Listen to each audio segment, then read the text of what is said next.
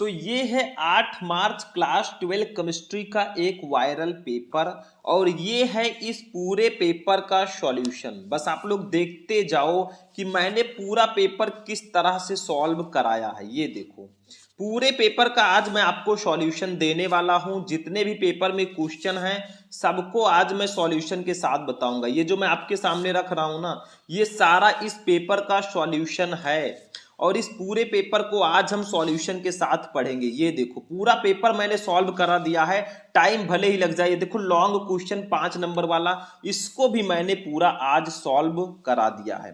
तो भैया आज का क्लास जो है बहुत ज्यादा स्पेशल है।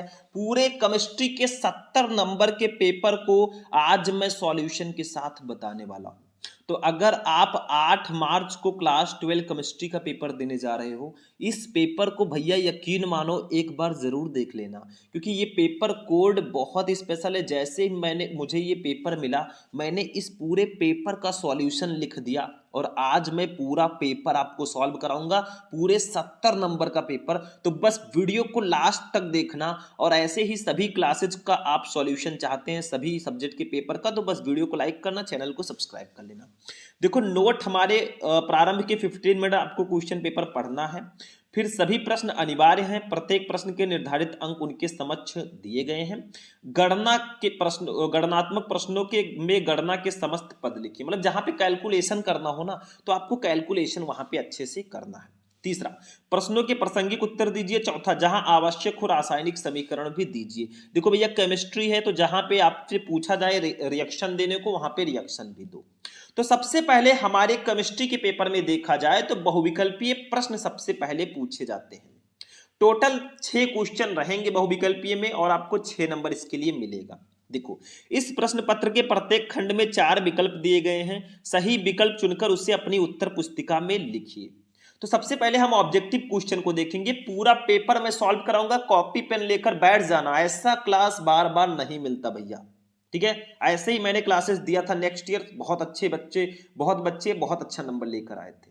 देखो का वाला क्वेश्चन, निम्नलिखित में से विलयन का कौन सा भौतिक गुण अणुओं की संख्या पर निर्भर नहीं करता। इसमें से विलयन का कौन सा भौतिक गुण है जो अणुओं की संख्या पर निर्भर नहीं करता है। वाष्प दाब अवनमन, हिमांक अवनमन, पृष्ठ तनाव या परासरण दाब। तो भैया जो हमारा पृष्ठ तनाव है ना, ये अणुओं की संख्या पर निर्भर नहीं करता, तो आपका थर्ड वाला ऑप्शन बिल्कुल सही होगा। इस पेपर में न्यूमेरिकल भी है, रिएक्शन भी है, टॉपिक भी है, सबको मैं सॉल्व कराने वाला हूं, टेंशन मत लेना। टाइम लग सकता है, क्लास लंबी हो सकती है, लेकिन कुछ बड़ा करने के लिए कुछ बड़ा देखना भी होगा। देखो शून्य कोट की अभिक्रिया के लिए वेग नियतांक या वेग स्थिरांक का मात्रक क्या है। Litre second inverse, litre mole inverse second inverse, mole litre inverse second inverse या मोल सेकेंड इनवर्स। भैया शून्य कोट की अभिक्रिया के लिए प्रथम वेग स्थिरांक का जो मात्रक होता है वो mole litre inverse second inverse होता है। तो आपका सेकेंड वाला ऑप्शन बिल्कुल, थर्ड वाला ऑप्शन बिल्कुल सही होगा। गा वाला क्वेश्चन देखो ध्यान से। गा वाला है कि रंगीन आयनों का निर्माण संभव होता है जब यौगिक में विद्यमान होते हैं। मतलब रंगीन आयनों का निर्माण कब संभव होगा, जब यौगिक में क्या विद्यमान होंगे, युग्मित इलेक्ट्रॉन, अयुग्मित इलेक्ट्रॉन, अनाबंधित इलेक्ट्रॉन युग्म या इनमें से कोई नहीं। तो भैया रंगीन आयनों का निर्माण तभी संभव होगा जब यौगिकों में अयुग्मित इलेक्ट्रॉन उपस्थित होंगे, मतलब जो युग्म में नहीं होंगे। ठीक है, ऐसे इलेक्ट्रॉन होंगे तो यौगिक जो है तो रंगीन आयनों का निर्माण होना संभव है। घा देखो क्वेश्चन घा, क्लोरोफॉर्म प्रकाश की उपस्थिति में वायु द्वारा धीरे धीरे ऑक्सीकृत होकर क्या बनाता है। मतलब जो हमारा क्लोरोफॉर्म होता है CHCl3, इसको क्लोरोफॉर्म बोलते हैं या ट्राइक्लोरोमेथेन बोलते हैं। ये प्रकाश एवं वायु की उपस्थिति में धीरे धीरे ऑक्सीकृत होकर क्या बनाता है। फास्जीन, फार्मिक अम्ल, फार्मिक क्लोराइड और मेथिल क्लोराइड। भैया जब क्लोरोफॉर्म प्रकाश या वायु की उपस्थिति में धीरे धीरे ऑक्सीकृत होगा तो फास्जीन बनाएगा, जो अत्यंत विषैली गैस होती है।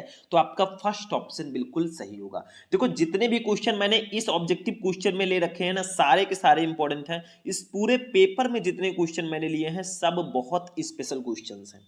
चलो अंगा नंबर देखो, कैनिजारो अभिक्रिया प्रदर्शित करता है। इसमें से कौन सा यौगिक है जो कैनिजारो अभिक्रिया देगा।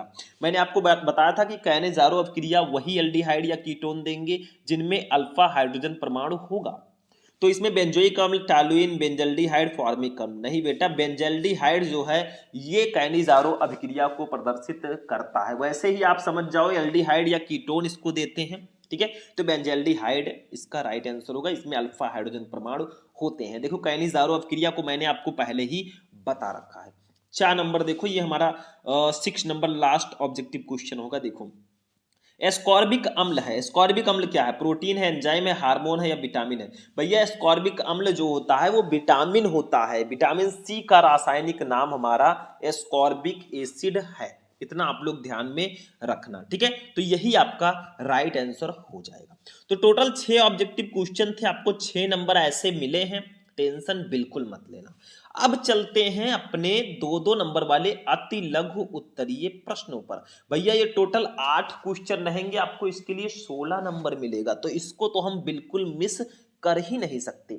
तो सबसे दूसरे का वाला जो क्वेश्चन है, कोलरॉस के नियम को समझाइए, इस नियम के अनुप्रयोग उदाहरण सहित लिखिए। मतलब कोलरॉस का नियम क्या है वो बताना है और इसके अनुप्रयोग को भी बताना है। देखो मैंने लघु उत्तरीय प्रश्न, अति लघु उत्तरीय प्रश्न, विस्तृत उत्तरीय प्रश्न, सबका सॉल्यूशन आज मैं लेकर आया हूं। बस बेझिझक आप लोग कंप्लीट वीडियो को देख लेना भाई, काम हो जाएगा, टेंशन बिल्कुल नहीं लेना, ठीक है। चलिए इसका आंसर देखते हैं।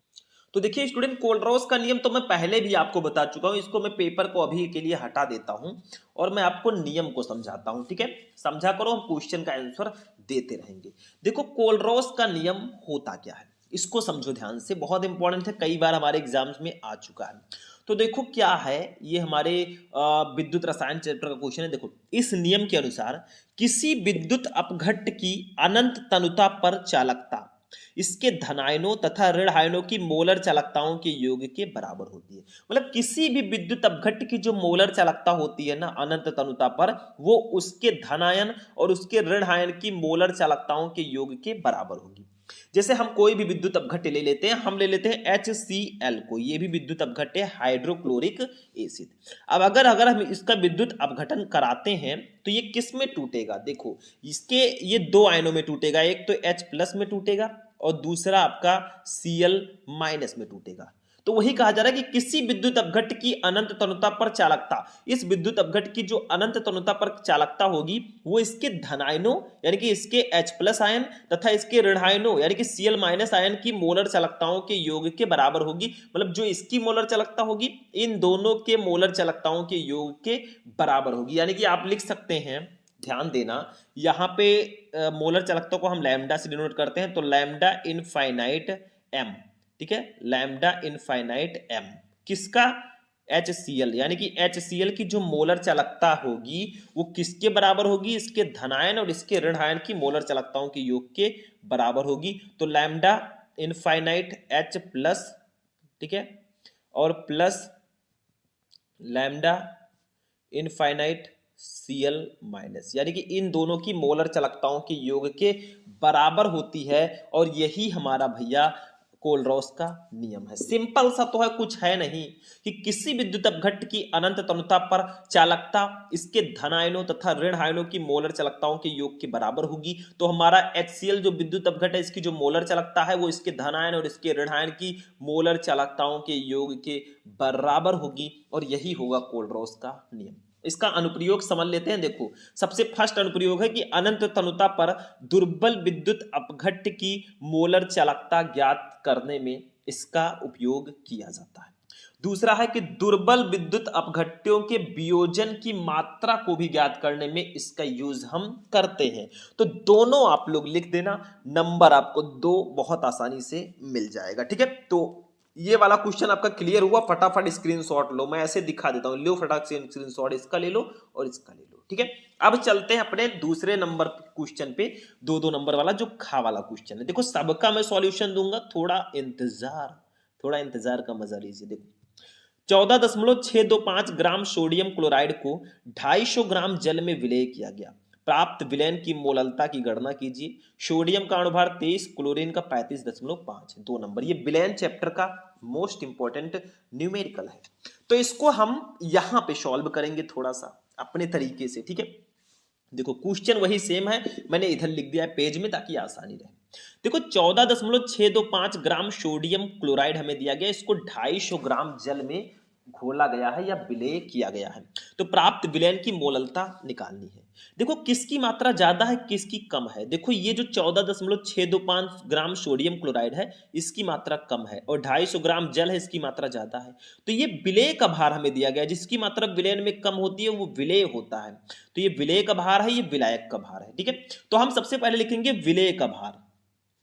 विलेय का, अब विलेय हमारा क्या है, देखो सोडियम क्लोराइड है, इसका फॉर्मूला होता है NaCl। इसका भार, विलेय का भार, ठीक है, यहां पे लिखेंगे। तो विलेय का भार हमें दिया गया है 14.625 ग्राम। ठीक है, ये इतना दिया गया। अब विलेय का अणुभार भी हम निकाल लेते हैं, यहां पे ज्यादा आसानी रहेगी। विलेय, और विलेय हमारा है NaCl ही है, NaCl का अणुभार, अणुभार, ठीक है, अणुभार। देखो विलेय का अणुभार क्या होगा, देखो ये जो Na का अणुभार है और Cl दोनों का जुड़ जाएगा, इसीलिए दिया गया था। तो 23 + 35.5, 23 + 35.5, ये जुड़कर हो जाएंगे 58.5। ये विलेय का अणुभार हो जाएगा। समझ में आया। अब एक काम और करेंगे, देखो हमें विलायक का भार तो दिया ही गया है, लेकिन यहां से हम विलेय के मोलों की संख्या को निकाल लेंगे, क्योंकि विलेय के मोलों की संख्या का फॉर्मूला होता है विलेय का भार बटा विलेय का अणुभार।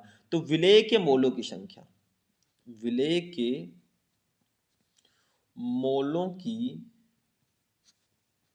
संख्या हम लोग यहीं से निकाल लेंगे, क्योंकि मोलरता का जो फॉर्मूला होता है मोललता का, वो होता है विलेय के मोलों की संख्या अपान विलायक का भार किलोग्राम में। ठीक है, तो ये हमारा विलेय के मोलों की संख्या हमें निकालनी है। तो विलेय के भार को विलेय के अणुभार से डिवाइड कर देंगे। आप लिख लीजिएगा विलेय का भार बटा विलेय का अणुभार। ठीक है, मैं लिख देता हूं, चलो कोई दिक्कत नहीं है। विलेय का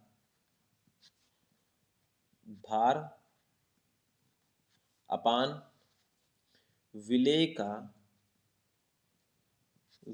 का अणुभार, अणुभार। अब देखो ध्यान से समझो, यहां पे विलेय का जो भार हमारा है वो है 14.625 ग्राम, 14.625 अपान विलेय का जो अणुभार है वो है 58.5, 58.5।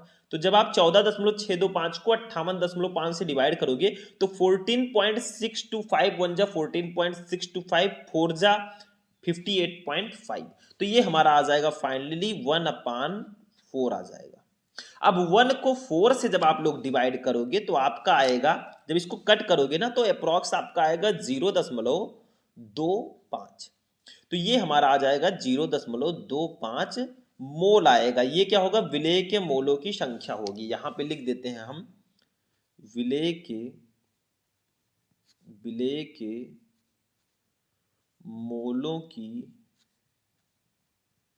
संख्या। ठीक है, ये विलेय के मोलों की संख्या आ गई। अब हमें विलायक का भार भी दिया गया है, देखो 250 ग्राम। तो अब हम इसको लिख देंगे मेरे भाई, देखो ध्यान से समझना। विलायक का भार, विलायक का भार, ठीक है, ये हमें दिया गया है 250 ग्राम, 250 ग्राम। इसको किलोग्राम में बदल देंगे तो ज्यादा अच्छा रहेगा, क्योंकि किलोग्राम में लिख दोगे तो बेटर रहेगा।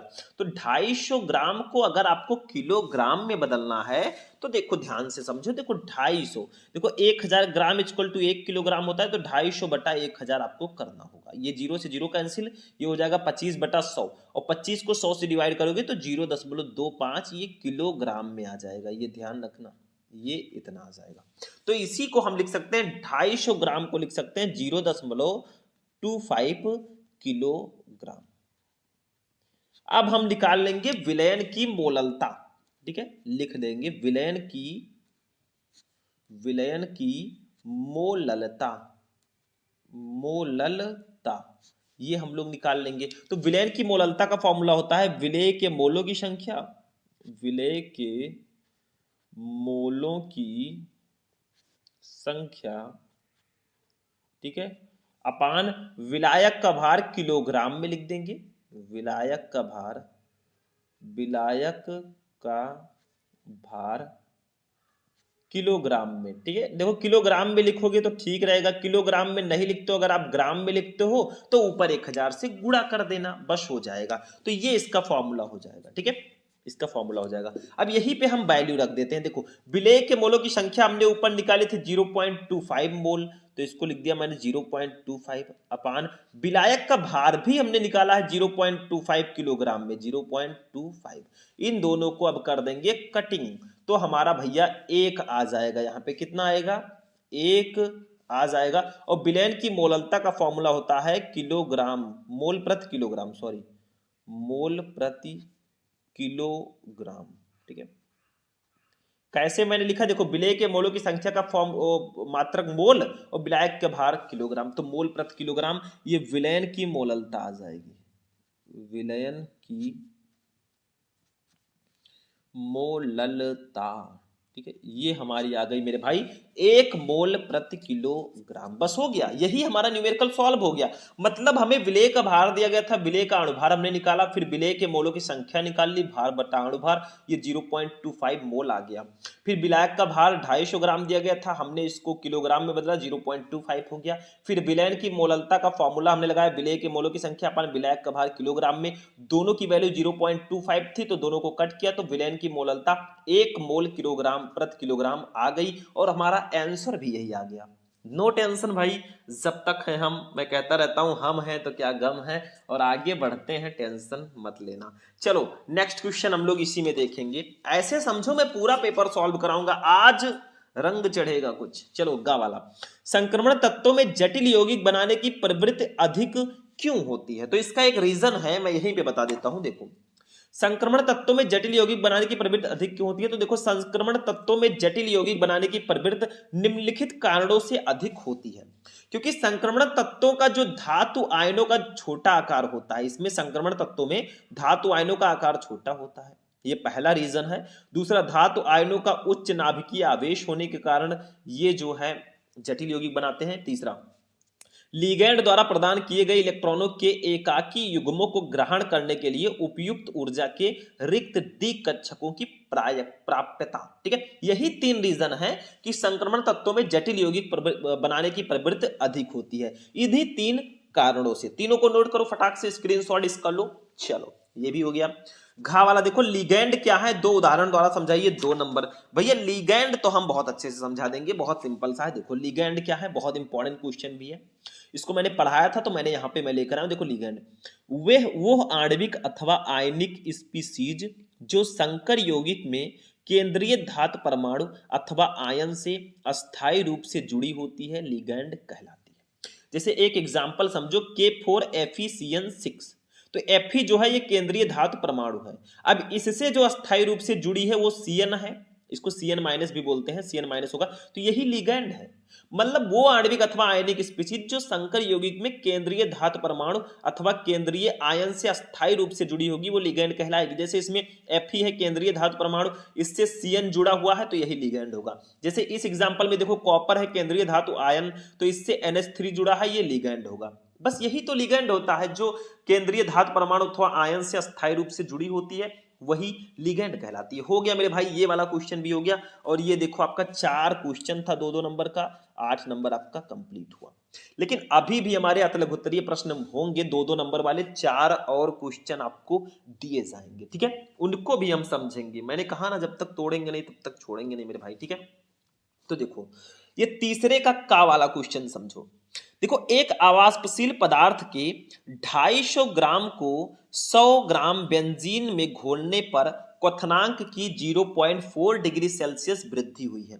बेंजीन के लिए मोलल उन्नयन स्थिरांक 2.67 है। पदार्थ के अणुभार की गणना करो, 2 नंबर। ये विलयन चैप्टर का बहुत इंपॉर्टेंट क्वेश्चन है, क्वथनांक मोलल उन्नयन स्थिरांक से रिलेटेड। तो इसमें जो जो चीजें दी गई है मैंने यहाँ पे नोट किया है, यही सेम क्वेश्चन, और इसको हम बहुत प्यार से सॉल्व करेंगे। देखो एक अवाष्पशील पदार्थ के 2.5 ग्राम को 100 ग्राम बेंजीन में घोलने पर क्वथनांक की 0.4 डिग्री सेल्सियस वृद्धि हुई।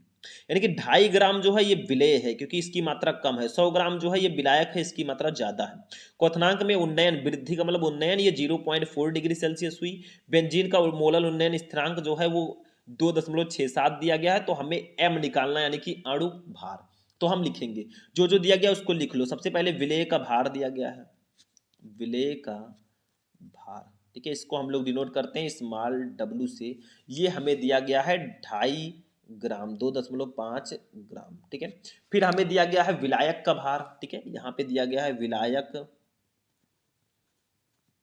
का भार, ठीक है, इसको हम लोग डिनोट करते हैं कैपिटल W से। ये हमें दिया गया है 100 ग्राम, 100 ग्राम। उसके बाद में क्वथनांक में उन्नयन हमें दी गई है, देखो ऐसे लिखेंगे क्वथनांक, क्वथनांक में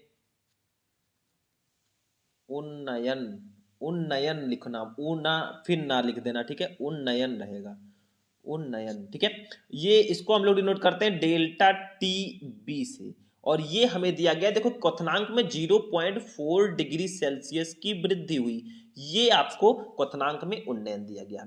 फिर बेंजीन का मोलल उन्नयन स्थिरांक भी यहां पे दिया गया है, तो लिखेंगे मोलल उन्नयन स्थिरांक, ठीक है, इसको हम लोग डिनोट करते हैं केवी से, किससे, के वी से। ये हमें दिया गया है भैया 2.67। हमें निकालना क्या है, हमें अणुभार निकालना है, यानी कि m हमें निकालना है, तो इसको निकालेंगे। देखो एक फॉर्मूला होता है किसका, क्वथनांक में उन्नयन का एक फॉर्मूला होता है, वो मैं बता देता हूं, ध्यान से समझ लेना। मैं यहां पे लिख देता हूं क्वथनांक में उन्नयन, ठीक है, इसका एक फॉर्मूला होता है, क्या होता है, देखो डेल्टा टीबी से इसको डिनोट करते हैं। Delta TB equal to formula होता है 1000 into K B into small W upon M into capital W. ये होता है मेरे भाई फॉर्मूला क्वथनांक में उन्नयन का। लेकिन हमें निकालना क्या है, हमें एम निकालना है, तो एम को इधर ले जाएंगे, डेल्टा टीबी को यहां पे ले आएंगे तो ज्यादा बेटर रहेगा। तो एम को हम लोग इधर ले गए, तो हमारा जब फॉर्मूला दूसरा बनकर आएगा वो आएगा 1000 गुणे के बी गुणे small W upon delta T B into capital W. अब इसी पर हम वैल्यू रख देंगे, सारी की सारी वैल्यूज को अब हम यहाँ पे पुट आउट कर देंगे। देखो 1000 तो आपका 1000 ही है, इसको ऐसे रहने देंगे। देखो केबी की वैल्यू हमें ऊपर दी गई है ये 2.67, तो इसको कर दिया मैंने 2.67 गुणे स्मॉल डब्लू की वैल्यू ऊपर देखो 2.5 है, तो इसको 2.5 हमने कर दिया अपान डेल्टा टीवी की वैल्यू देख लो यहाँ पे 0.4 है, तो 0.4 मैंने कर दिया इंटू 0.4, यहाँ पे W की वैल्यू है 100, कैपिटल W की वैल्यू 100 है, इसको 100 मैंने कर दिया। अब एक चीज यहाँ पे सोचो, मैं साइड में कर देता हूं, देखो 2.67 है, इसका 1000 से गुणा करो, मतलब इसका 100 से गुणा कर दो, इसमें से 100 निकाल लो और गुणा कर दो, तो ये हो जाएगा 267, 267 हो जाएगा। और 2.5 यहाँ पे जो 10 बच्चा, देखो 2.67 को मैंने 100 से सिर्फ गुणा किया, अभी भी 10 है, तो 2.5 को 10 से करेंगे तो ये 25 आ जाएगा, ठीक है, हो गया। अपान 0.4 को 100 से गुणा कर दोगे तो ये 40 आ जाएगा, 40 इतना आएगा, ठीक है, समझ गए कि नहीं। देखो 1000 को आप इन दोनों से गुणा कर दो तो इतना ही आएगा। देखो 2.67 में से 100 मैंने एडजस्ट कर लिया तो 267 आया, 2 दशमलव हट गया, यहाँ पे एक 10 को गुणा कर दिया तो 25 आ गया, ठीक है, बस इतना करना है। तो m इक्वल टू हमारा हो जाएगा, देखो 267 का 25 से गुणा करो तो आपका आएगा 6675 अपान 40, 40 आपका ऐसे ही रहेगा। अब एक काम और करो भैया आप लोग, ठीक है, यम इक्वल टू, देखो इसको जब आप डिवाइड करोगे तो आपका आएगा अप्रॉक्स 166.875। देखो कैलकुलेशन आपको करना होगा, वो मैं अभी करूंगा तो काफी टाइम लगेगा। 166.875 ग्राम प्रति मोल, और यही हमारा आंसर आ जाएगा मेरे भाई, यही हमारा अणु भार आ जाएगा। तो इसमें कुछ था नहीं, सब कुछ हमें दिया गया था। ये वाला फॉर्मूला आप लोग याद रखना, इस टाइप के न्यूमेरिकल्स को आप चुटकियों में ही सॉल्व कर पाएंगे।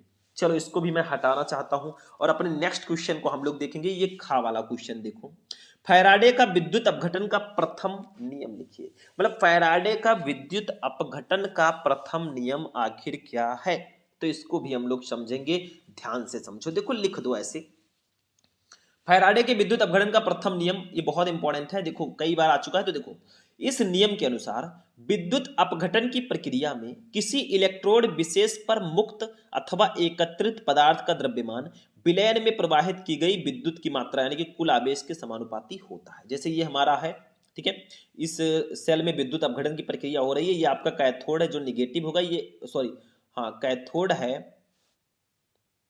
तो देखिए इस सेल में एक आपका कैथोड है जो निगेटिव होगा, एक एनोड है जो पॉजिटिव होगा, ठीक है, ये ध्यान रखना। अब जब इस सेल में विद्युत अपघटन की प्रक्रिया होगी, मान लो हमने इसमें जो विद्युत अपघट्य लिया है वो NaCl ले लिया है, ये विद्युत अपघट्य है, विद्युत अपघट्य रहेगा तभी विद्युत अपघटन की प्रक्रिया होगी। तो NaCl का जब विद्युत अपघटन होगा तो ये Na+ और Cl- आयनों में टूटेगा। ये जो विद्युत अपघट्य है इसमें मान लो आवेश Q है, ठीक है, और जब विद्युत अपघटन की प्रक्रिया में ये दोनों इलेक्ट्रोड हैं, एक कैथोड है एक एनोड है। देखो इलेक्ट्रोड जो होता है दो प्रकार का होता है, एक कैथोड एक एनोड। तो किसी इलेक्ट्रोड विशेष पर मुक्त अथवा एकत्रित पदार्थ का द्रव्यमान यानी कि इस इलेक्ट्रोड पर जो एकत्रित पदार्थ का द्रव्यमान जो है W जो है वो विलयन में प्रवाहित की गई विद्युत की मात्रा, कुल मात्रा यानी कि कुल आवेश Q के समानुपाती होगा। यानी कि एकत्रित पदार्थ की मात्रा W समानुपाती Q। अब चूंकि Q इक्वल टू IT होता है, आपको पता ही है, फिजिक्स में भी पढ़ा होगा, तो W समानुपाती IT हो जाएगा, Q की जगह पर IT मैंने कर दिया। समानुपाती के चिन्ह को हटाएंगे तो W बराबर ZIT हो जाएगा। Z है भैया समानुपाती स्थिरांक या विद्युत रासायनिक तुल्यांक। बस हो गया, इतना ही आपको लिखना है कि विद्युत अपघटन की प्रक्रिया में किसी इलेक्ट्रोड विशेष पर मुक्त अथवा एकत्रित पदार्थ का द्रव्यमान विलयन में प्रवाहित की गई विद्युत की कुल मात्रा के समानुपाती होता है। तो यहाँ पे जो इलेक्ट्रोड पर एकत्रित पदार्थ का द्रव्यमान जो W था वो इस विद्युत अपघट्य में उपस्थित कुल आवेश के समानुपाती होगा। बस हो गया, फॉर्मूला आप लोग नोट कर लीजिए, काम हो चुका है। तो ये भी क्वेश्चन हमारा कंप्लीट हो चुका है। हम धीरे धीरे अपने मंजिल की तरफ बढ़ रहे हैं और टेंशन बिल्कुल मत लेना, मंजिल हमें मिल ही जाएगी। चलो आगे बढ़ते हैं, ये गा वाला क्वेश्चन अब समझते हैं।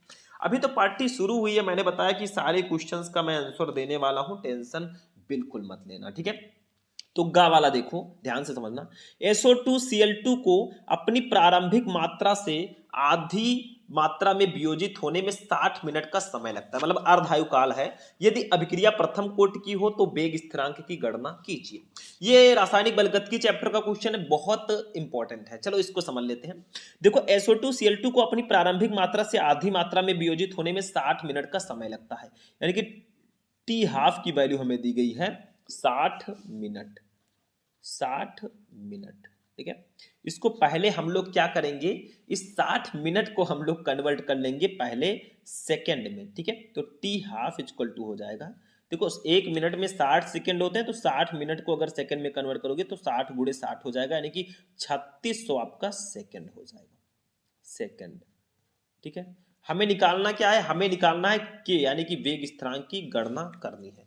तो प्रथम कोटि की अभिक्रिया है, प्रथम कोटि की अभिक्रिया, तो इसके लिए के का जो फॉर्मूला होता है वो होता है 0.6932 अपान T½ ये इसका फॉर्मूला होता है। इसको फटाफट आप लोग नोट कर लो और इसी फॉर्मूले पर हम रख देंगे जो हमें रखना है, ठीक है। तो यहां पे आपका हो जाएगा के इक्वल टू 0.6932 अपान T½ की वैल्यू मैंने लिखी है 3600 हो गया। अब एक काम करो, हम ऊपर भी 10 से गुणा कर देते हैं, नीचे भी 10 से गुणा कर देंगे, थोड़ा आसान हो जाएगा। तो हमारा ऊपर क्या हो जाएगा, ध्यान से समझो थोड़ा सा, ऊपर क्या हो जाएगा, मैं बराबर लिख देता हूं। देखो ये जो दशमलव एक अंक इधर आ जाएगा तो आपका हो जाएगा 6.932 और नीचे होगा हो जाएगा 3600 के जगह पर 36,000 हो जाएगा, ठीक है। अब देखो ध्यान से समझो, बस चीजों को समझो, समझ में आ जाएगा। के इक्वल टू आपका हो जाएगा, देखो ये ऊपर है 6.932 और नीचे हम लोग क्या करेंगे, देखो ध्यान से समझो, ये 36,000 को हम लोग लिख सकते हैं 3.6 गुणे 10 के पावर 4, इसको लिख सकते हैं कि देखो 3.6 और ये जो 4 अंक है इसको 10 के पावर 4 हम कर देंगे, ठीक है। समझ में आ रहा है, कुछ है नहीं इसमें। अब हमारा के इक्वल टू हो जाएगा, देखो ये 6 चलो इसको ऐसे लिख देते हैं 6.932 अपान 3.6 इंटू 10 के पावर 4 को ऊपर ले जाएंगे तो -4 हो जाएगा, मतलब चिन्ह यहाँ पे बदल जाएगा, ठीक है। क्योंकि नीचे से ऊपर ले जा रहे हैं भैया तो चिन्ह यहाँ पे चेंज हो जाएगा। इसको कट करो, देखो ये आपका है 6.932 और ये है 3.6, कट करोगे तो आपका आएगा ये, देखो मैं नीचे लिख देता हूं, ये आपका आएगा 1.925 1.925 गुणे 10⁻⁻4 और शून्य प्रथम कोटि की अभिक्रिया के लिए वेग स्थिरांक का मात्रक सेकेंड इनवर्स होता है। और यही हमारा आंसर भी आ जाएगा मेरे भाई, कोई टेंशन है ही नहीं। सिंपल सा था, एक फॉर्मूला आपको अप्लाई करना था, वही फॉर्मूला हमने अप्लाई कर दिया। देखो ये वाला फॉर्मूला आपका काम हो चुका है। चलो इसको भी हम हटाएंगे, तो अगर हटाएंगे तो अपने नेक्स्ट क्वेश्चन पे चलेंगे। देखो ये घा वाला क्वेश्चन है, क्या होता है जब मेथिल अल्कोहल एसिटिल क्लोराइड के साथ अभिक्रिया करता है। अब आपको रिएक्शन लिखना है, आप केमिस्ट्री पढ़ रहे हैं, आपको रिएक्शन न लिखना हो, ऐसा कैसे हो सकता है। तो हम चलिए देखते हैं। देखो क्या होगा अगर मेथिल अल्कोहल एसिटिल क्लोराइड के साथ अभिक्रिया करेगा। तो यहां पे मैंने लिख दिया है घा वाला क्वेश्चन, इसको समझते हैं। रिएक्शन देखो क्या होता है जब मेथिल अल्कोहल एसिटिल क्लोराइड के साथ क्रिया करता है। तो देखो मेथिल अल्कोहल एसिटिल क्लोराइड के साथ क्रिया करके मेथिल एसीटेट बनाता है। मतलब आप लोग मेथिल अल्कोहल ले लीजिए CH3OH, ठीक है, इसकी अभिक्रिया करा दीजिए आप लोग एसिटिल क्लोराइड से CH3COCl, इससे आप लोगों ने रिएक्शन करा दिया तो बनेगा क्या, देखो ध्यान से, यहाँ पे बनेगा CH3COOCH3, या आपका हो जाएगा मेथिल एसीटेट प्लस आपका HCl बाहर निकल जाएगा। तो ये मेथिल अल्कोहल है, ये है आपका एसिटिल क्लोराइड, एसिटिल क्लोराइड, ठीक है, और इनका नाम है मेथिल एसीटेट, मेथिल एसीटेट, ठीक है। तो जब हम मेथिल अल्कोहल की अभिक्रिया एसिटिल क्लोराइड के साथ कराएंगे तो मेथिल एसीटेट बनेगा और हाइड्रोक्लोरिक अम्ल बनेगा। रिएक्शन बिल्कुल बैलेंस है। देखो इधर कार्बन कितना है, 1 और 1 2 1 3 है, इधर भी 1 1 2 1 3 है। हाइड्रोजन 3 1 4 3 7 है, इधर भी 3 3 6 1 7 है। क्लोरीन कितना है, 1 है, इधर भी 1 है। ऑक्सीजन 2 है, इधर भी 2 है। बस एकदम रिएक्शन आपका बिल्कुल से बैलेंस है, कोई टेंशन ही नहीं है, ठीक है। चलो ये भी क्वेश्चन आपका हो गया मेरे भाई, 2 नंबर ये भी कंप्लीट, यानी कि 8 नंबर आपका 2 नंबर का 4 क्वेश्चन था, 8 नंबर आपका यहां पर भी कंप्लीट हो चुका है, ठीक है। अब हम लोग चलेंगे 3 नंबर वाले लघुत्तरीय प्रश्नों पर। अब देखो इसमें जो क्वेश्चन है 4 का देखो, न्यूक्लिक अम्ल क्या होते हैं, इनके 2 महत्वपूर्ण कार्य लिखिए। न्यूक्लिक एसिड्स क्या होते हैं। देखो न्यूक्लिक अम्ल जैसे डीऑक्सीराइबोन न्यूक्लिक अम्ल, राइबोज न्यूक्लिक अम्ल, आरएनए डीएनए, इसके बारे में आपको बताना है। इसको मैंने आपको पहले ही बता रखा है, क्लास 12 केमिस्ट्री की जो मोस्ट इंपोर्टेंट क्वेश्चन की सीरीज थी उसमें जाकर देखना। इसको नहीं बताने वाला मैं, आगे के अभी क्वेश्चन में बताऊंगा। खा सिद्ध कीजिए कि प्रथम कोटि की अभिक्रिया को 3/4 पूर्ण करने में लगा समय अर्ध क्रिया को पूर्ण करने में लगे समय का 2 गुना होता है। ये भी मैंने आपको उसी सीरीज में बता रखा है। आप लोग जाएंगे जब 12th केमिस्ट्री के मोस्ट इंपोर्टेंट क्वेश्चन की प्लेलिस्ट में हमारे चैनल पे, तो आपको मिल जाएगा। गा स्मिट अभिक्रिया द्वारा एथिलअमीन बनाने का रासायनिक समीकरण लिखिए तथा एथिलअमीन की एसिटल्डिहाइड तथा नाइट्रस अम्ल के साथ होने वाली अभिक्रियाओं के रासायनिक समीकरण भी दीजिए। 3 नंबर इसके लिए भी आपको मिलेगा। देखो इसको मैं स्मिट अभिक्रिया को भी मैं बता चुका हूं, अभी मैं नीचे और भी क्वेश्चन का आंसर बताऊंगा, टेंशन मत लेना। 4 नंबर 5 नंबर वाले का भी मैं आंसर बताने वाला हूं, लेकिन यहाँ पे जो बीच में क्वेश्चन है इनको मैंने पहले ही बता रखा है, तो बार बार पढ़ाने से कोई फायदा नहीं। खा मेथिल अल्कोहल से एथिल अल्कोहल कैसे प्राप्त करेंगे, बहुत इंपॉर्टेंट है। तो 4 क्वेश्चन थे 3 नंबर वाले, आपको 12 नंबर इसके लिए भी मिल चुके हैं। अब हम 4 नंबर वाले क्वेश्चन का आंसर समझेंगे, ध्यान देना, इसका मैं आंसर भी बताऊंगा। देखो 5वें का अभिक्रिया की कोटि और आणविकता को समझाइए। चलो इसको समझते हैं भैया, अभिक्रिया की कोटि और आणविकता क्या होती है। तो देखो अभिक्रिया की कोटि और आणविकता, पहले अभिक्रिया की कोटि को हम समझ लेते हैं, ध्यान से समझो। क्या है, किसी रासायनिक अभिक्रिया में भाग लेने वाले पदार्थों को के अणुओं की वो संख्या जिनका सांद्रण अभिक्रिया की प्रगति में परिवर्तित होता है, अभिक्रिया की कोटि कहलाती है। मतलब किसी रासायनिक अभिक्रिया में भाग लेने वाले अभिकारक पदार्थों के अणुओं की वो संख्या जिनकी सांद्रता अभिक्रिया की प्रगति में परिवर्तित होता है, वो अभिक्रिया की कोटि कहलाएगी। मतलब अभिकारक जो आपने लिया है उसमें से जिस अभिकारक की सांद्रता में परिवर्तन होगा उसी की संख्या को ही हम अभिक्रिया की कोटि कहते हैं। जैसे देखो यहाँ पे हमने लिया अमोनियम नाइट्राइड MnH4NO2, इसको रिएक्ट कराया तो ये जल और नाइट्रोजन में टूटा। तो अभिक्रिया का वेग अगर हम लोग यहाँ पे निकालें तो KNH4NO2 का आपका एक ही अणु है, सिर्फ एक अणु है, तो अतः ये प्रथम कोटि की अभिक्रिया आपकी हो जाएगी। दूसरा अगर हम लोग ले लें तो आपका ये CH3COOC2H5 है, ठीक है, एथिल एसीटेट। तो इसका आपने सोडियम हाइड्रोक्साइड के साथ रिएक्शन कराया, ठीक है, तो आपका क्या बना, ध्यान से समझो, ये आपका एथिल एसीटेट है, इसका जल अपघटन हमने कराया भैया। तो आपका बना यहाँ पे सोडियम एसीटेट बना और एथिल अल्कोहल बना। तो इसमें जो दोनों अभिकारक हैं, इन दोनों अभिकारक की सांद्रता में परिवर्तन हो रहा है। तो देखो दोनों का मैंने अभिक्रिया का वेग निकाल लिया, यहाँ पे आगे के लिख देना, ठीक है, के आप लोग लिख देना।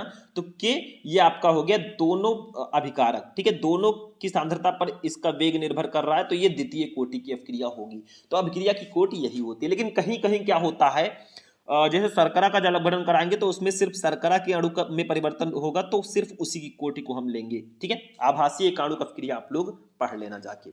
अब आणविकता की अगर हम लोग बात करें, देखो आणविकता इतना लिख देना बहुत है 4 नंबर में। देखो अभिक्रिया की आणविकता, किसी रासायनिक अभिक्रिया में भाग लेने वाले अभिकारक अणुओं की न्यूनतम संख्या को अभिक्रिया की आणविकता कहते हैं। मतलब आणविकता क्या है, किसी अभिक्रिया में भाग लेने वाले जो अभिकारक हैं उन्हीं की संख्या को ही हम आणविकता कहेंगे। मतलब जितने अभिकारक भाग लेंगे उन्हीं की संख्या को हम आणविकता बोलेंगे। उदाहरण देखो, अमोनियम नाइट्राइड को गर्म करने पर होने वाली अभिक्रिया में अमोनियम नाइट्राइड का एक अणु भाग लेता है, अतः इसकी आणविकता 2 है। जैसे देखो आणविकता 1 है, जैसे अमोनियम नाइट्राइड का हमने रिएक्शन कराया था तो जल और नाइट्रोजन बना, तो इसमें सिर्फ अमोनियम नाइट्राइड का एक ही अणु भाग ले रहा है, तो ये एकाणुक अभिक्रिया होगी।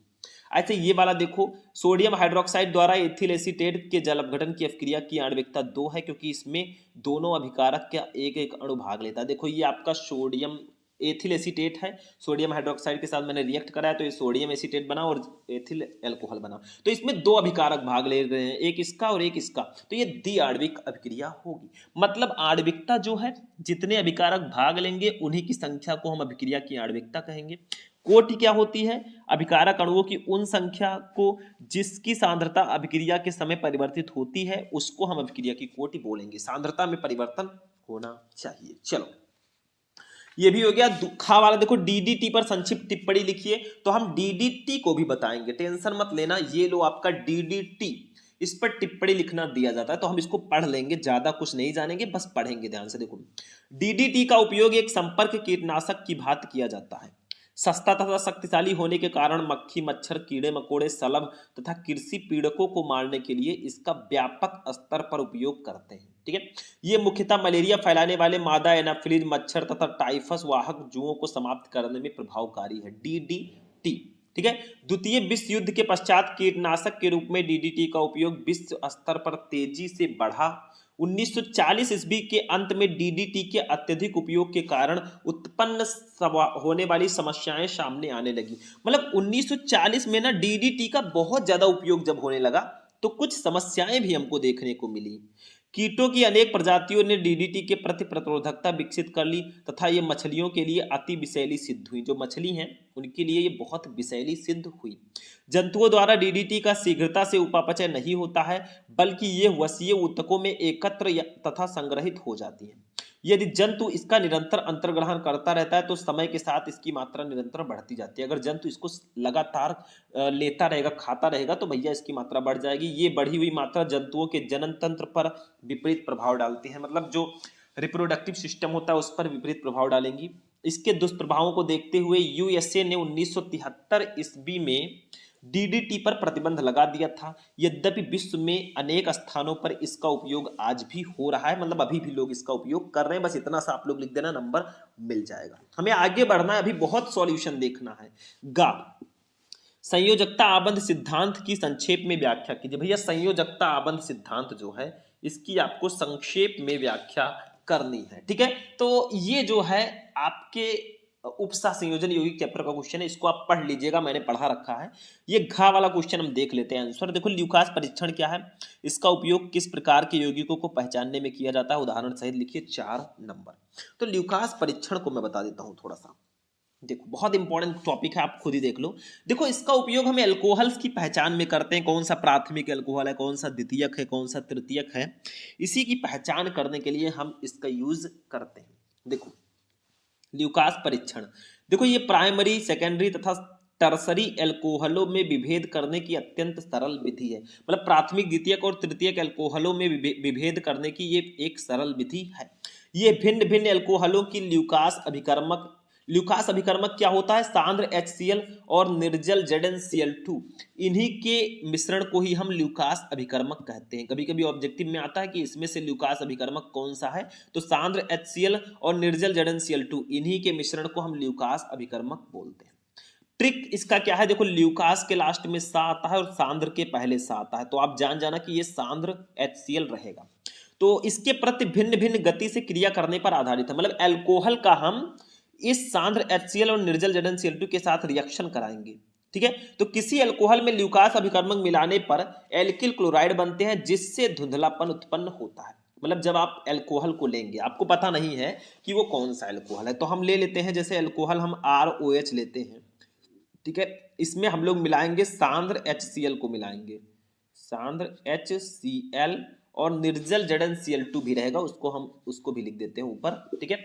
निर्जल ZnCl2, निर्जल ZnCl2, इसको मैंने मिलाया भैया, तो एल्किल क्लोराइड बनेगा। देखो, R और Cl मिलकर RCl बना लेंगे, और ये H और Cl मिलकर H और H मिलकर H2, और वो बना देंगे, जल बन जाएगा। तो जब हमारा एल्कोहल जो है सांद्र HCl और निर्जल ZnCl2 यानी कि ल्यूकास अभिकर्मक के साथ रिएक्शन करता है, तो एल्किल क्लोराइड बनते हैं। ये आपका एल्किल क्लोराइड है, और जब एल्किल क्लोराइड आपका बनेगा तो धुंधलापन उत्पन्न होगा। अब धुंधलापन कितनी देर में उत्पन्न होता है, उसी के द्वारा हम पहचान सकते हैं ये कौन सा एल्कोहल है। देखो, कमरे के ताप पर टर्सरी अल्कोहल तुरंत धुंधलापन उत्पन्न करते हैं, मतलब अगर ये तृतीयक अल्कोहल होगा, टर्सरी अल्कोहल, तो ये तुरंत धुंधलापन उत्पन्न कर देंगे। मतलब जब इसका हम ल्यूकास अभिकर्मक के साथ रिएक्शन कराएंगे तो एल्किल क्लोराइड बनेगा और तुरंत धुंधलापन उत्पन्न होगा। अगर तुरंत हो जाता है तो आप समझ जाना ये तृतीयक अल्कोहल है। और कमरे के ताप पर सेकेंडरी अल्कोहल 5 से 10 मिनट बाद धुंधलापन उत्पन्न करेंगे, और अगर वो द्वितीयक अल्कोहल होगा तो 5 से 10 मिनट बाद धुंधलापन उत्पन्न होगा। और अगर वो प्राइमरी अल्कोहल यानी कि प्राथमिक अल्कोहल होगा तो कमरे के ताप पर प्राइमरी अल्कोहल धुंधलापन उत्पन्न नहीं करते, अतः विलयन पारदर्शक होता है। तो इसी तरह हम एक आइडिया लगा सकते हैं कि कौन सा प्राथमिक है, कौन सा द्वितीयक है, कौन सा तृतीयक है। मतलब हम एल्कोहल को लेंगे और ल्यूकास अभिकर्मक के साथ उसका रिएक्शन कराएंगे तो एल्किल क्लोराइड बनेगा और धुंधलापन उत्पन्न होगा। अगर तुरंत धुंधलापन उत्पन्न हो रहा है तो वो तृतीयक एल्कोहल है, अगर 5 से 10 मिनट बाद उत्पन्न हो रहा है तो वो द्वितीयक होगा, और अगर धुंधलापन उत्पन्न ही नहीं होता तो वो तृतीयक एल्कोहल होगा। बस ऐसे आप लोग पहचान सकते हैं। चलो, इसको भी मैं हटाता हूं। तो ये हमारा 4 नंबर वाला क्वेश्चन भी भैया, टोटल 4 क्वेश्चन था, 4 चौक 16 नंबर का ये भी हो गया। अब विस्तृत उत्तर ये प्रश्नों पे हम चलते हैं। 6 का देखो, निम्नलिखित को समझाइए। जैसे फर्स्ट है एल्कोहलों का, तीनों को समझाना है। एल्कोहलों का अणुभार बढ़ने पर जल में इनकी विलेयता घटती है। देखो, ये सब मैंने बता दिया है जब मैं चैप्टर वाइज क्वेश्चन आपको पढ़ा रहा था, एक चैप्टर का, दो चैप्टर का एक क्लास में, तब मैंने इसको बताया था। आप केमिस्ट्री के मोस्ट इंपोर्टेंट क्वेश्चन की प्लेलिस्ट में चले जाना और देख लेना। दूसरा, पावर एल्कोहल क्या है, उसका उपयोग क्या है। तीसरा, फिनॉल अम्लीय क्या होते हैं। तो तीनों को आपको समझाना। नहीं पता तो अथवा लगा है तो आपका एक क्वेश्चन आया है जिसका सॉल्यूशन मैं अभी आपको जस्ट देने वाला हूं। ये क्वेश्चन क्या है, देखो ध्यान से समझो। क्वेश्चन है कि डाई एथिल ईथर बनाने की प्रयोगशाला विधि का वर्णन कीजिए, संबंधित अभिक्रियाओं के रासायनिक समीकरण भी दीजिए, इसकी अंधेरे में क्लोरीन के साथ अभिक्रिया का समीकरण दीजिए। चलो, हम डाई एथिल ईथर बनाने की विधि को हम लोग समझते हैं। ये देखो भैया, डाई एथिल ईथर बनाने की प्रयोगशाला विधि 2016, 17, 18, 20, 22 में आ चुका है, 25 में आएगा। तो कैसे बनाएंगे, मोटी मोटा हम समझ लेते हैं। देखो, प्रयोगशाला में die ethyl ether ethyl alcohol के आधिक्य और सांद्र H2SO4 को 140 डिग्री सेंटीग्रेड पर गर्म करके बनाया जाता है। तो पहले आप एथिल अल्कोहल को लीजिए और सल्फ्यूरिक अम्ल को लीजिए। सबसे पहले उसको आप 100 से 110 डिग्री सेंटीग्रेड पे गर्म कीजिए। तो आपका देखो C2H5HSO4 यानी कि एथिल हाइड्रोजन सल्फेट बनेगा और जल बाहर निकलेगा। अब आप क्या कीजिए, एथिल हाइड्रोजन सल्फेट को उठा लीजिए और इस एथिल अल्कोहल को ले लीजिए। इसको अब 140 डिग्री सेंटीग्रेड पर गर्म कीजिए तो डाई एथिल ईथर आपका बन जाएगा और सल्फ्यूरिक अम्ल बन जाएगा। तो यही आपका डाई एथिल ईथर है, इसको नोट कर लीजिए, फटाक से स्क्रीनशॉट लीजिए। अब कुछ अभिक्रियाएं इससे संबंधित देखते हैं। देखो, सबसे पहला जल के साथ अभिक्रिया। तो देखो, ईथर साधारण परिस्थितियों में अम्लों या क्षारों द्वारा जल अपघटित नहीं होते, तनु सल्फ्यूरिक अम्ल के साथ उच्च दाब और उच्च ताप पर गर्म करने पर डाई एथिल ईथर बहुत कठिनाई से एथिल अल्कोहल में जल अपघटित हो जाते हैं। मतलब आप डाई एथिल ईथर लो, जल से इसका जल अपघटन करा दो तनु H2SO4 की उपस्थिति में, तो आपका एथिल अल्कोहल बन जाएगा। जल्दी ये जल अपघटित नहीं होते, लेकिन हो जाते हैं किसी तरह, ठीक है। दूसरा रिएक्शन देखते हैं, कुछ रासायनिक अभिक्रियाएं देख रही थी, जैसे ठंडे HI के साथ अभिक्रिया हाइड्रोजन आयोडाइड के साथ, तो डाई एथिल ईथर की ठंडे हाइड्रोडिक अम्ल HI के साथ क्रिया कराने पर एक अणु एथिल आयोडाइड और एक अणु एथिल अल्कोहल बनता है, ठीक है। जैसे डाई एथिल ईथर का हाइड्रोजन आयोडाइड के साथ रिएक्शन कराएंगे तो C2H5I ये I बन गया और दूसरा C2H5OH बन गया, ये आपका बन जाएगा, सिंपल सा है, ठीक है। तीसरा, एसिटिल क्लोराइड के साथ अपक्रिया कैसे करेंगे, देखो die ethyl ether acetyl chloride से निर्जल ZnCl2 या निर्जल AlCl3 की उपस्थिति में क्रिया करके एल्किल क्लोराइड तथा एस्टर बनाते हैं। जैसे देखो C2H5OH, C2H5O, C2H5 इसका एसिटिल क्लोराइड के साथ रिएक्शन कराएंगे निर्जल ZnCl2 की उपस्थिति में, जिंक क्लोराइड की उपस्थिति में, तो आपका देखो C2H5 यहां से Cl निकल गया तो C2H5Cl हो गया, यहां पे बचा क्या, देखो CH3 बचा, COO C2H5 यानी कि एथिल एसीटेट बन गया। तो वही कहा गया है कि die ethyl ether acetyl chloride से निर्जल ZnCl2 या निर्जल AlCl3 की उपस्थिति में क्रिया करके एल्किल क्लोराइड तथा एस्टर बनाएंगे, बस हो गया। तो ये था डाई एथिल ईथर बनाने की विधि और उससे संबंधित कुछ अभिक्रियाएं। देखो ऐसे ही चीजों को आपको समझना पड़ेगा। अभी तो पार्टी शुरू हुई है, 5 नंबर का तो हमारा हो चुका है, लेकिन भैया आपका 20 नंबर का टोटल शायद विस्तृत उत्तरीय प्रश्न आता है, तो इसको पढ़ना जरूरी है। देखो अब देखो केमिस्ट्री हो रिएक्शन ना आए, ऐसा कैसे हो सकता है। तो देखो क्या होता है जब केवल रासायनिक समीकरण लिखे, 5 नंबर का 5 रिएक्शन। जैसे फर्स्ट है मेथिल क्लोराइड की अपक्रिया KCN से होती है तो क्या बनेगा, आपको प्रोडक्ट बताना है। दूसरा फॉर्मेल्डिहाइड फेहलिंग विलयन के साथ अपक्रिया करता है तो क्या बनेगा, मतलब फॉर्मेल्डिहाइड जो HCHO है ये फेहलिंग विलयन के साथ क्रिया करेगा तो क्या बनेगा। तीसरा क्लोरोफॉर्म को चांदी के चूर्ण के साथ गर्म किया जाएगा, क्लोरोफॉर्म CHCl3 चांदी के चूर्ण के साथ इसको गर्म करेंगे तो क्या बनेगा। चौथा बेंजोइक अम्ल को सांद्र H2SO4 की उपस्थिति में हाइड्रोजोइक अम्ल के साथ अभिकृत कराया जाएगा तो क्या बनेगा भैया, बहुत इंपॉर्टेंट है। पांचवा फिनॉल का एसिटिलीकरण पिरीडीन की उपस्थिति में किया जाएगा, मतलब सिर्फ आपको केमिकल रिएक्शन ही देना है, फालतू का टाइम पास नहीं करना है, आपको नंबर पूरा का पूरा मिल जाएगा।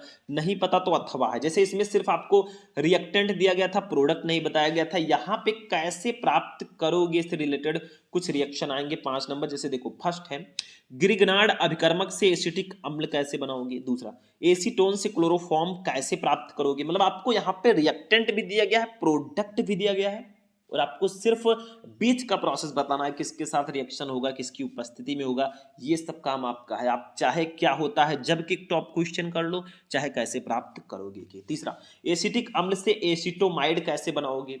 चौथा फिनॉल से टालुइन कैसे बनाओगे, मतलब ये सब बहुत स्पेशल क्वेश्चंस हैं।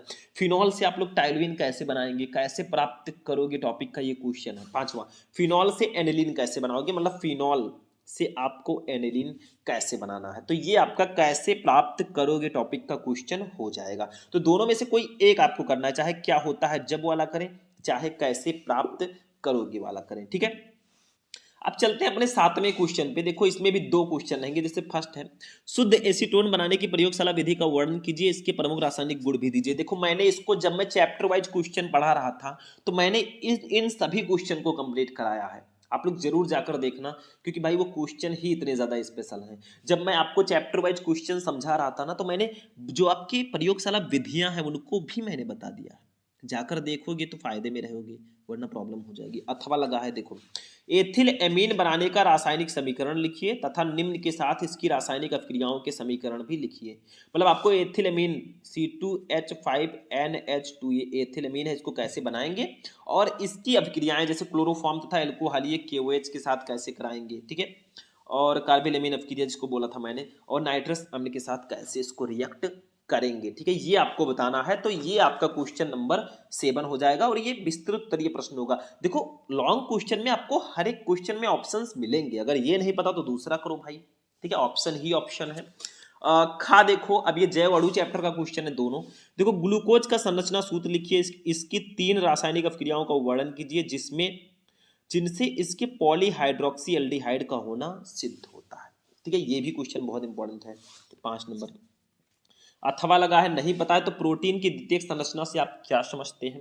प्रोटीन की संरचना को स्थायित्व प्रदान करने वाले कारकों को आपको लिखना है। ये भी आपका क्वेश्चन कंप्लीट हो जाएगा। अब हमारा जो डिसीजन है वो इस नतीजे पर पहुंचा है भैया कि आपका टोटल पेपर कैसा आता है वो मैं बता देना चाहता हूं, कितने नंबर पे कौन से क्वेश्चन आते हैं। तो देखो केमिस्ट्री में आपके 6 नंबर के बहुविकल्पीय प्रश्न आते हैं, 16 नंबर के अति लघुत्तरीय प्रश्न आते हैं, 12 नंबर के आपके 3 नंबर वाले लघुत्तरीय प्रश्न, 16 नंबर के आपके 4 नंबर वाले लघुत्तरीय प्रश्न और 20 नंबर के आपके विस्तृत उत्तरीय प्रश्न। टोटल ऐड करोगे तो कितना आएगा, देखो ध्यान से, 16 और 12 28, 28 और 16 कितना हुआ, 44, 44 6 50, 50 20 70 नंबर का आपका पेपर हो गया। तो सबसे ज्यादा आपको देखो 16 और 12 28 नंबर के सिर्फ लघु उत्तरीय प्रश्न आते हैं, तो इनको विशेष ध्यान देना है। फिर विस्तृत उत्तरीय प्रश्नों पर ध्यान देना है, फिर अति लघु उत्तरीय प्रश्न, फिर लघु उत्तरीय प्रश्न, ऐसे कुछ आपको करना है। तो आज का ये वीडियो कैसा लगा, पूरा सॉल्यूशन मैंने बताया। बस वीडियो को लाइक करना, चैनल पर चैनल को सब्सक्राइब करना। ऐसे ही क्लासेस मैं आपके लिए रेगुलर लाता रहूंगा। तो चलिए फिर मिलते हैं नेक्स्ट वीडियो में नेक्स्ट टॉपिक के साथ। तब तक के लिए जय हिंद।